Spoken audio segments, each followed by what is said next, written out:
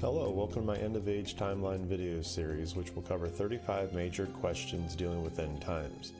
Today I'm going to answer the question, who is the beast?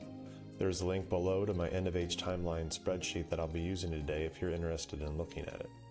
The beast will be a ruler and is described in Revelation 13 verses 1 through 10. Although the beast has 7 heads, which represent 7 kingdoms or 7 kings, it says the beast is the 8th king, giving the beast an actual identity instead of only a collective governmental identity as some models have suggested. At the war at Armageddon, the beast is also thrown into the lake of fire just like the false prophet and Satan as well during the war after the 1,000-year reign of Christ, which also shows the beast having a singular identity like the other two. The same concept is seen when the 3 unclean spirits or demons come out of the mouths of Satan, the beast, and the false prophet to gather the kings of the earth for the war at Armageddon, and the beast is grouped in with the other 2 singular identities here as well. The 10 horns of the beast represent 10 kings which will reign with the beast and give him their authority in order to go to war against Jesus and his army at Armageddon. So even though the description of the beast involves the identities of kings or kingdoms, he has an individual identity as a king or person, and him having heads and horns shows the involvement or allegiance that the kings give to him.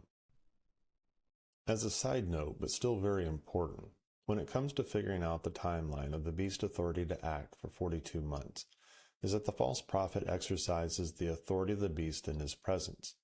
The reason for the significance is the first act of the beast of a supernatural nature is when the false prophet rains fire down from heaven to deceive those on earth and tells them to make an idol and set it up in the holy place and makes it speak. These events start the clock, so to speak, for the beast and the false prophet by association to act for 42 months. His last act is 3.5 years later, or 42 months, when he kills the 2 witnesses. The 2 witnesses have the power to supernaturally kill anyone with fire who tries to harm them, but the beast is still able to overcome and kill them, and that is the last supernatural act that is recorded in the Bible for the beast, which is also 42 months after the false prophet rains fire down from heaven and the statue of the beast is set up in the holy place and is made to speak. Later for the war at Armageddon, the 10 kings give the beast their power and authority.